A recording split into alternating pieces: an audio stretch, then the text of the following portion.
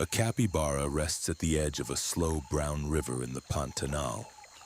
Its coat is thick with ticks. Around its ears, along its throat, deep in the folds of its groin. It shakes once, nothing falls. It slides into the water, submerges to the neck. The ticks hold on. Then something lands softly on its back. A yellow-headed caracara, small, bright-headed. Its yellow crown catches the light against the capybara's dark, wet fur. A bird the size of a house cat, standing on an animal 20 times its weight. The capybara does not flinch. It does not move at all. The caracara steps forward, careful, its claws gripping into damp fur. It lowers its head toward the capybara's ear. One quick peck, a tick disappears. Then another. The bird moves along the ridge of the skull into the fold behind the ear, down along the jaw. Each stop is brief. Each stop ends the same way, and a tick gone, swallowed whole. The capybara tilts its head, an invitation. The bird accepts it, working along the throat now where the skin folds soft and loose. One tick, then a cluster of smaller ones, barely visible, tucked into the crease. Another caracara drops from a low branch. It lands near the capybara's hindquarters, and for a moment the two birds work in silence. One at the head, one at the tail, meeting somewhere across the broad curve of the back. The capybara shifts its weight. Slowly it lowers itself onto its side. This is deliberate, a posture held for exactly this reason. Belly and groin exposed, legs loose, chin lifted slightly off the ground. The bird at the tail moves in immediately, stepping onto the exposed flank. Here the ticks cluster thickest. Around the base of the tail into the groin, along the inside of the back legs where the skin is thinnest. The caracara works through it piece by piece. A tick from behind the knee, another from the soft skin near the belly. Another larger, wedged where the leg meets the body, but this one takes more effort. The bird tugs, braces, tugs again. It comes free. The capybara's leg twitches once. Nothing more. Nearby, a second capybara wades out from the reeds, watching. It does not join yet. It waits its turn, the way animals in a herd learn to wait. The bird at the head has reached the lip now. The capybara raises its snout, chin high, exposing the soft skin beneath. A tick sits there, half buried. The caracara works its bill under the edge, patient, until it lifts free. By now, the capybara's breathing has slowed. Its eyes are half closed. Around it, egrets pick through the shallows. A kingfisher cuts low over the water and vanishes into the reeds.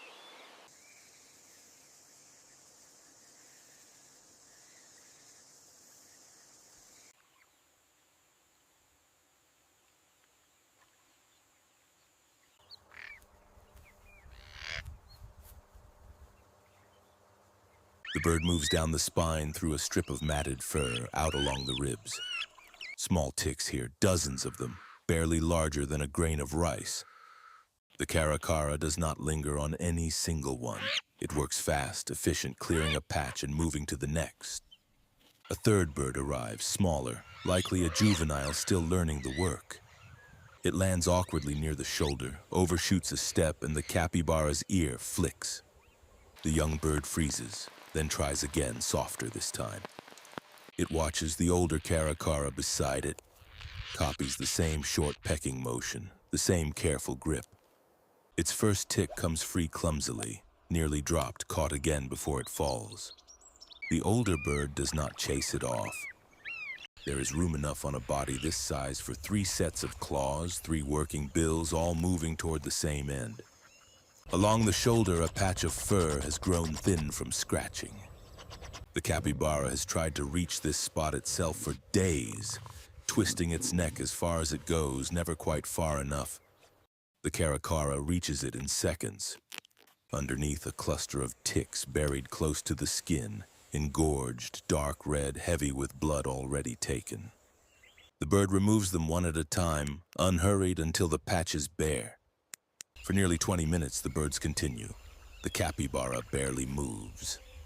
Small beside the giants of the herd, The caracaras are entirely at home here, walking across skin thick enough to withstand claws, wandering into spaces where a predator would never be tolerated. But not every peck removes a tick. Along the capybara's rump, there is a raw patch, an old wound from a fight with another male. The caracara pauses there, its head tilts, studying the mark. Then it pecks, not at a tick, but at the wound itself, pulling loose a small piece of tissue. The capybara's skin twitches, it does not move away. Researchers who have watched these encounters for years describe the same pattern. The birds remove ticks, yes, but they also return again and again to open sores, tugging at exposed flesh, drinking blood when it is there to drink. Scientists do not call this relationship pure. They call it complicated, a bond that leans mutualistic but never entirely. It can help. It can also cost something. The caracara returns to the wound twice more before moving on, each visit shorter than the last, as though testing how much the capybara will allow. The capybara allows it both times. Whatever discomfort exists, it is smaller than the discomfort of a body left unclean.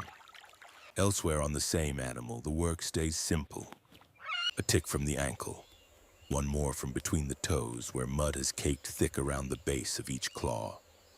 The bird picks through it patiently, uncovering ticks buried in the dirt itself, missed by every other bird that has passed this way before.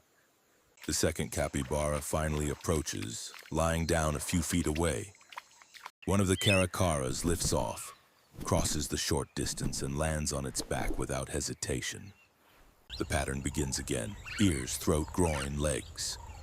The juvenile follows, still clumsy, still learning where a body like this hides its parasites. Just trust, built through a strange partnership. Across the water, a group of egrets startles at something unseen and lifts off together, wings pale against the darker tree line. The capybaras do not react. Whatever moved through the reeds is gone before it mattered. The sun begins its slow drop toward the tree line. Shadows stretch long across the water. The birds continue their work a while longer, but the pace slows. Fewer ticks now. The capybara's coats, once thick with parasites, are close to clear. One by one, the caracaras lift off, returning to low branches above the water where they preen their own feathers undisturbed. The juvenile lands last, slightly apart from the others, its first full cleaning behind it. The capybaras remain where they are, half in the water, half out, coats lighter than they were that morning. Across the river, the reeds sway once, then settle. Nature rarely deals in simple answers. It deals in survival, in whatever balance two very different animals can find day after day on the same stretch of muddy riverbank.